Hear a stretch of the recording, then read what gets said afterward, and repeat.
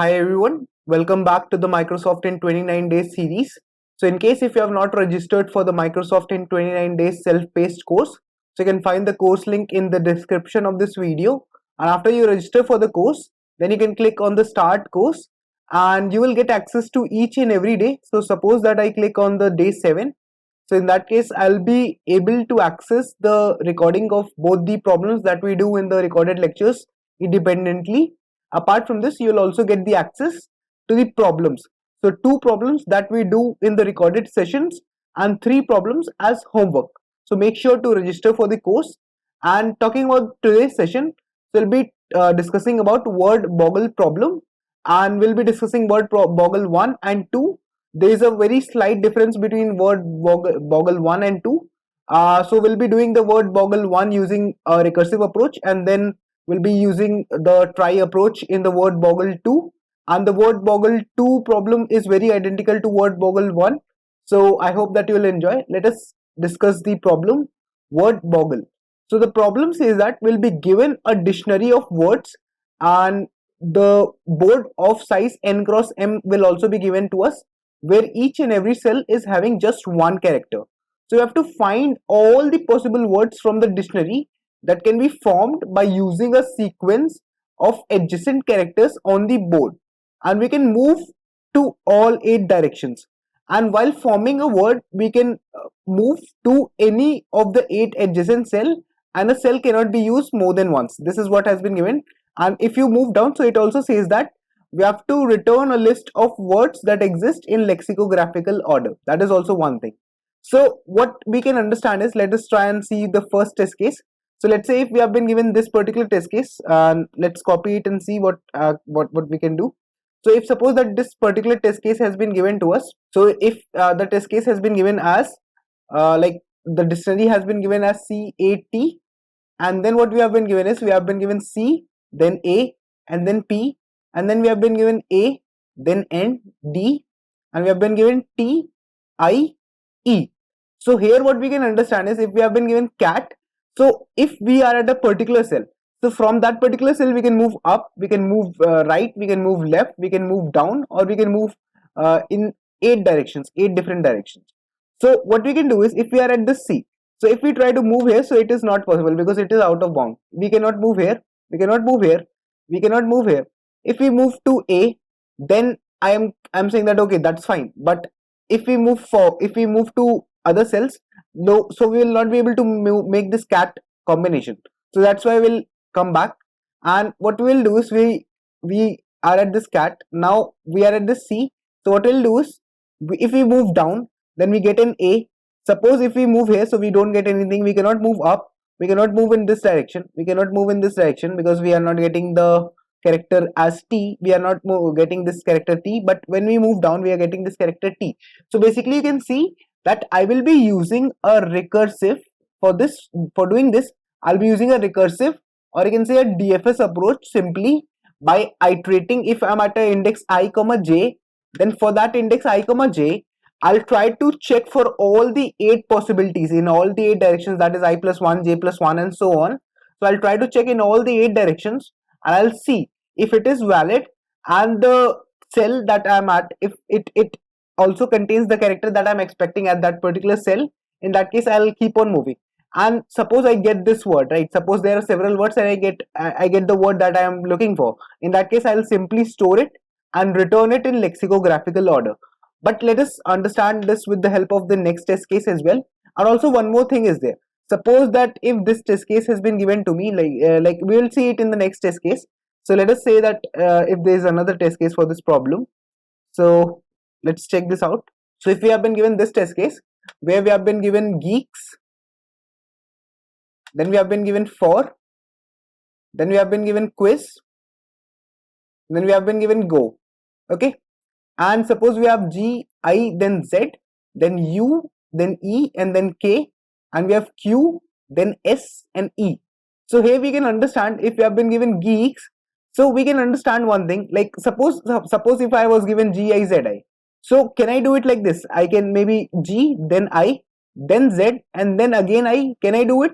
No, because the problem, if we look at the problem statement, the problem statement clearly says that while forming a word, we can move to eight adjacent cells, and a cell can be used only once in a word. So we cannot use a particular cell more than once. So that's why we'll mark it as visited or something, so that we don't end up repeating it. Now, if we talk about the word geeks, so first of all, I'll get this word, then I'll try to iterate in all the eight directions. When I try to iterate, so I find that okay, this direction has E, then I move and I see this direction has another E, so this E, then I move up and I see K, then I move back and I see S. So that's how I'm getting this word, geeks. And the moment I get this word, so I'll simply store it. Okay, then if I get this word as quiz, so like if I get this word for, so I do not have any starting, so I do not have any F, so I'll not start.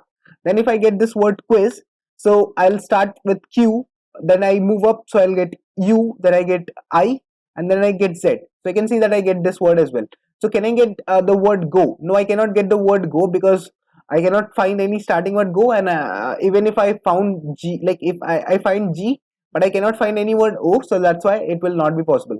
So in the end, what I'll do is I'll simply return geeks and quiz in lexicographical order, right? So let us try and see the code for this problem. So what we'll be first of all doing is, first of all, we'll be having this function in which we'll be given the board and we'll be given the dictionary. So we'll declare a list, or we'll declare a vector that will consist of the answers. In terms of strings, we'll store the row size and the column size. Once we have done that, so what we'll do is, for every word, we'll start searching it inside the board, which is of R cross C dimension.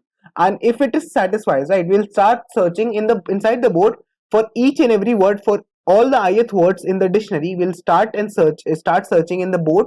And if it exists inside the board, by moving in all the eight directions one by one, I'll check for every character. If the particular word that I was searching for, if it exists, then I'll simply add it in my answer and then return the answer. So what I will be doing in the searching part is, I'll be simply saying that in the searching part, I'll pass this word that I want to search for.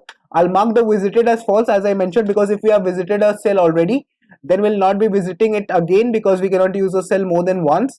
And we also don't want to be stuck inside an infinite loop. And what we'll do is, we'll start iterating through the board, and we'll check that if the word that I was looking for, if the current word that I'm looking for, if it is present inside the board.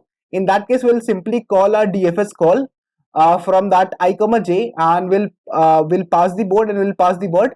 And if this DFS function is able to find the word, in that case we return a true, otherwise we'll return a false. So let us see what we'll be doing in the DFS function. So this I have taken this matrix of like this array of size 8 and this dy array of size 8 as well, for moving in all the 8 directions. Although I could have written the if conditions, but if I use it like this, then it is much more optimal. So what we'll be doing here is, within the DFS function, first of all we'll check whether it is valid to visit a cell or not. So if it happens that a particular cell is out of bound, if x y or if x or y axis is out of bound, or if it happens that the cell is already visited, or if it happens that currently the index at which I am at, it is not like the character that I am looking for, it is not present at that board. So in that case, I'll return a false. I'll move from that board, because in that case that particular cell is invalid for me currently. And I will see what I will return a true when suppose I reach the end, I reach the last index. In that case, I'll say that okay, I reach the last index of the word. In that case, I'll say that okay, I found this word, and I'll return a true. Otherwise, if I exceed, then I'll return a false. And in all the other cases, what I'll do is, I'll mark the current cell as visited. And what I will try to do is, I'll try to move in all the 8 directions to check all the possible combinations. And I'll try to check if I can get the word that I'm looking for. And if this DFS call returns me a true, then I'll return a true. Otherwise, I'll return a false. And while I'm backtracking, so I'll mark the visited as false. This is a backtracking process. And suppose after this DFS call, if I'm never able to return a true, so that means the word is not present for this DFS call, and I'll return a false. So that is what we are trying to do in this particular function. Basically, it's a recursive call that we are trying to make. So in case if you understood this particular problem, so make sure to comment down understood in the chat, and thank you for watching this video. Let us discuss the problem word boggle 2. Previously, this problem has been asked in a lot of product based companies. The problem says that we'll be given a dictionary of words. So basically, we'll be given a dictionary which will consist of some words, and apart from this, will be given a board which will be of the dimension n cross n, and what this board will contain is, in this board every cell has exactly one character. So we have to find all the possible words from the dictionary that can be formed by a sequence of adjacent characters on the board, and we can move here in all the 8 directions, but a word should not have multiple instances on the same cell. So let us discuss this test case. So let us say that if we have been given a 3D grid, like 3 cross 3 grid, let's suppose the grid is like this, and in this grid suppose we have been given some words. Suppose we take the sample example. So in this example, if we see, so we have been given cat. So let us quickly copy this. So here in this example, if we will see, so what we have been given is, we have been given C, then we have been given A, then we have been given P, we have been given A, we have been given N, we have been given D, then we have been given T, then I, then E, and in the inside our dictionary we have just been given one word, that is cat. So what we have to determine is, we have to determine that from this given grid, can we form the cat? Yes, we can, because we can see first of all this C, then since we can move in all the 8 directions, so if I try to move in the upward direction, so I will not find any word because it's out of the bound. I cannot find anything on the left, I cannot find anything towards the right side as well, but if I move down, I can find an A, and that is another word. After that, we have the next word as T. So what we can do here is, we can simply see that we are able to find the cat word. Now let us understand this with the help of other examples as well, so that we can have a better idea.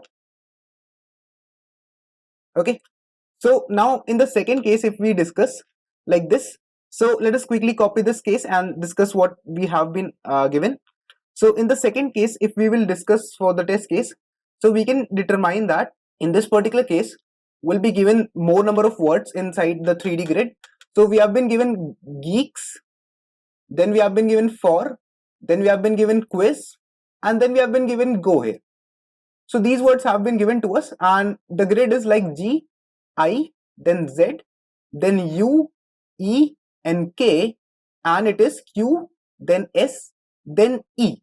So what we can easily observe in this part is that basically if I have G, so I can say that I can move in all 8 directions. So G, then I can move to E, then K, and then from this K, like basically if I talk about the pattern in which I'll be following.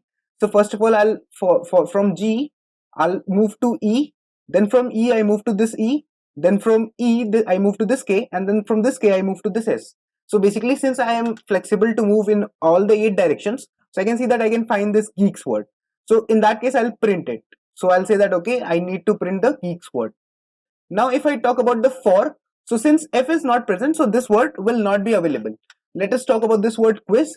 So if I talk about quiz, so first of all Q, then I can see that I can find a word like like let's say if you have been given this word, so can I find quiz? Like if I move in this direction, so I cannot. So let us quickly check this up as well. Yeah, so basically quiz. So yeah, so if I see this, if I move in the upward direction, so I will find a U. Then if I move in this direction, so I'll find an I, and if I move in this direction, so I'll find a Z. But what is not allowed to me? So let us say that like in this case, we can observe that quiz will also be there, and then we can observe that go will not be there. But what is not allowed? So let us say that GIIZ was given in the dictionary. So in that case, can I find GIIZ? No, because what will happen if I'm at G? So I cannot take this I 2 times. Okay, I cannot take the instance of the same variable 2 times. Or let's say if I had to in fact find GIZI, suppose that I had to find GIZI. So in that case, I cannot do it, because if I cannot see any other I. So in that case, if I move to GIZ, then from this Z I cannot move back to this I. So I cannot use the same word, same cell again inside my this combination. So what I can do here is, I can simply think of using the trie data structure. So the prerequisite for this problem is that we should be knowing about the trie data structure. What we will do with the trie data structure is, we know that we have a root node in the trie data structure. So basically what we have in the trie data structure is, we have a particular node, and that particular node has 26 children, right? So it has like children like A, B, C, D. It has a space for all the children, so it has 26 children. So like we will start from the root node and we'll check that if that particular child is present or not. So let's say if I start with this word geek, so I'll first of all, one by one, I'll insert all the words. Like basically the first task will be to insert all the words inside my trie. So first of all, I'll be at G, so I'll insert G in my like G is not present as the root. So like after the root there is no child with G, so I'll insert G. Then I will check. So I will check, is E present? No, E is not present, so that means I'll insert E as well. Then what will happen? I move to this E. So is E present after this E? Like for the 26, like there are 26 characters, so I'm checking whether E is present or not. So no, E is not present, so in that case I'll insert this E as well. And after that what will happen? After that I'll insert like I can see that K is present or not. So K is not present, so I'll insert K. Then I'll insert S. So that is how I have inserted geeks inside the trie. And then what I will be doing is I'll be starting with for. So F, so I can see F is not present, so I'll insert F inside my trie. And after I've inserted F inside my trie, so what will happen? I'll have O. So I'll insert O inside my trie. Then like as a child of F, then as a child of O, since there is no R present, so I'll insert R inside my trie. Then what happens? Then I see the word quiz. So currently we are performing the insert operation for all the words. Then we have quiz. So I do not have Q, so I'll insert Q. Then I'll insert U as the child of Q. Then I'll insert I. Then I insert Z. Okay. Then what happens? Then after that, when I'm inserting go, so I check from the root. Okay, I always start from the root node. So I check. So is G present? Is G present after the root as the child? Yes, G is present. So since G is present, so I'll say that okay, I'll follow this path only. I'll not make a new G. Okay. Then is O present? No, O is not present. So I'll make a child O here. So that is how I'll be determining this. And one more thing is there, that if a word is ending, so I can see here a word is ending at O, here the word is ending as S, here at this node the word is ending, here at this node the word is ending. So I'll have another thing in for my trie, and that will be whether the word is ending or not. So if the word is ending, so if it is a leaf, so I'll mark it as true. So I'll mark this as true. I can mark this as true as well. I can mark this R as true, and I can mark this as true, indicating that the word is complete here. Okay. Then once these words are inserted, so what I would try to do is I would try to iterate through the grid and check. So if I start from here, so accidentally we are able to get this G. So this G is present inside the grid. So I'll say that is there like for the root node, is there a G present? Yes, there is a G present. So I'll say that okay, fine. Now what we will check is we will try to check in all the 8 directions. We'll try to check in all the 8 directions. So I'll say, is my I, like if I check in this direction, and in this direction, so invalid. If I will check only if it is a safe grid, if it is possible to move to that cell. So can I move to I, and I'll always be marking them as visited, so that I do not use one particular cell more than once, because we cannot repeat, as we have discussed already for the case of GI ZI in this case. So if I am at I, so is my I present after G? Is I present? No, that is not present. So I cannot move there.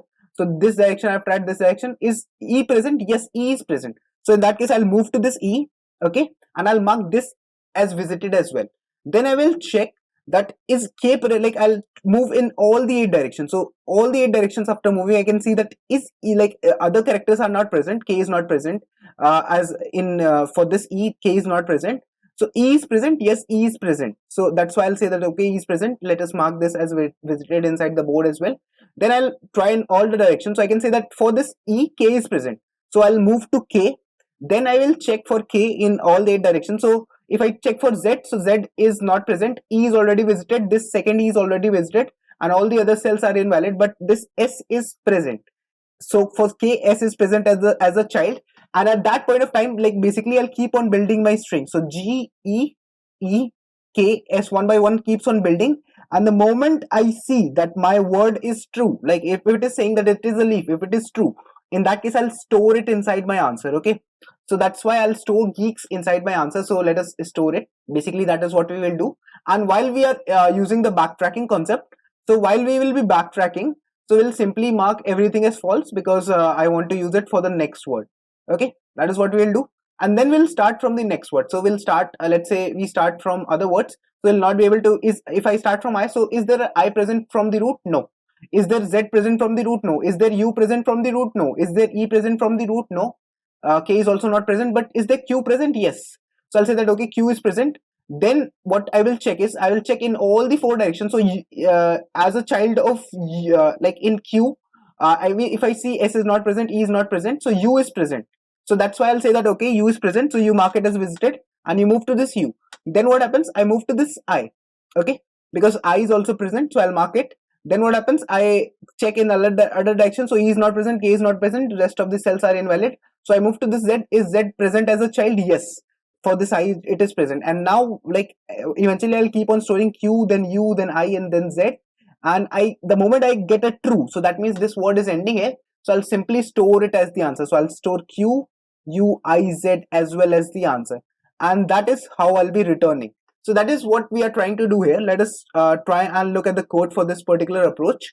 So what we'll be doing first of all is, we'll be declaring the size as 26, because for the try node there will be 26 different characters. Then we'll declare this try node, and in this we'll have, like, for every node it will have 26 children, okay, and we'll have the bool leaf indicating that whether the current node is a leaf node or not, okay.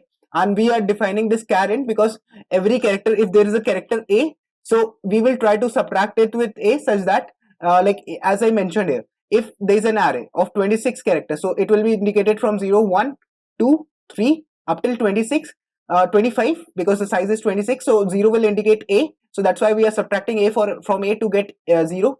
If we subtract B from A, then we get 1, so simply 1 indicates B, and simply if we subtract Z from A, so we get 25, so that's why 25 will indicate Z. That is what we are trying to indicate here. So this thing we are doing, so like this is the node function. But let us move to the main function and see what we will be trying to do here. So basically what we'll do is, we'll first of all declare the try node. Like we'll declare the root node, okay. We'll declare the root node as get node. So first of all we'll get a root node for ourselves, okay. Here, if we see here, so we'll first of all initialize the root node, like we'll make a root node for ourselves, initially false, and every value will be marked as null, okay. Then we'll return this new node that we have already declared. After this, what we'll do is, we'll one by one, for every ith word, will perform the insert operation inside the try. So how will we perform this insert operation? Let us have a look. So if we see at the insert operation, so we'll say that as I discussed already, so we'll first of all take the size of the word that has been given. Then we'll say that we'll make a child node of the root node, and then what we'll do is, we'll try to find the index of every character, and we'll see that if that character is not present as a child, then I will insert it as a child. Otherwise, if it is present, then simply I'll move by pointer, like node pointer to the child, okay. And if it happens that if it is a leaf node, then I'll be marking it as a leaf after it has been done. So one by one I'll keep on iterating through the word that has been given, and after I have iterated and stored it inside my tries data structure, so if there's a path already existing, then I'll traverse that path. Otherwise I'll make my path of my own. And after I have traversed, so after this, for the leaf node, I'll be marking it as true, indicating that the word has ended. Then what will happen? I'll use this find words function, and inside this find words function, what we would be doing is, we would be simply first of all storing this grid size. Then we'll be having a vector, and what we will be doing is, first of all we'll be doing what? We'll be marking the visited array as nothing but 0. So first of all we'll mark the visited array as 0, because we are starting again. Then what we will do is, we will simply say that try node p is equal to child. So we'll start from the root node, and we'll build an answer string is equal to initially null, and we'll have a set as well, okay with us. Then what we'll do is, we'll traverse for this particular we will traverse throughout the grid, and what we'll say is, we'll say that if the current word of the grid, if the current cell that is containing a word, if that is present as a child, then I'll add it to my answer, and I'll again call this function, that is search. So I will basically try from this cell I comma j, I'll again try to search it. So what I will do here is, let's see the search function what I have built. So what we will be doing here is, if the leaf node is true, then we will simply store the answer and return it, store it inside the final answer and return it. Otherwise, what we will do is, we will check if it is save or not. So if it is a valid cell, then we will mark it as visited, and we will iterate through all the 26 characters of the current node, and we will check if it is present, if the cell that we are looking for, if it is present, then we'll traverse it. And while we are traversing, so we will check for all the 8 directions, that is we'll check for I plus 1, j plus 1, and like that. So we'll check for all the 8 possibilities that are there, and once we have checked for it, so we'll try, if it is valid, then we'll again, like we will first of all check if it is a valid cell, and we'll check if it exists, if that particular character that we are looking for, if it actually exists in our function. In that case, like we will simply call the search function again to move on to do the recursive part again and again. Okay, and then after, while we are backtracking, so we'll mark it as false. So that is how we will be trying to implement this particular approach. And talking about the time complexity of this approach, so the time complexity of this approach is going to be nothing but since we are, first of all, what are the chances? So since we are moving in 8 directions for this safe function that we have, like for this search function that we have built for us, in this function we are moving 8 in 8 directions. So total, like we are moving in 8 directions, but are we moving in 8 directions just one time? No, for all the cells that are there, 8 directions in the worst case. So that means we are moving 8 to the power m cross n times. And how many times we are performing this operation? So we can see that if we see the code, if we have a look at the code, so as we have discussed, we will be performing this thing. This is for one time, but we are performing this operation in this find words function for each and every cell, right? So that means the time complexity overall will be multiplied with m cross n. That will be the time complexity for this particular code. And in case if you understood the explanation, so make sure to hit the like button and comment down understood as well. Thank you.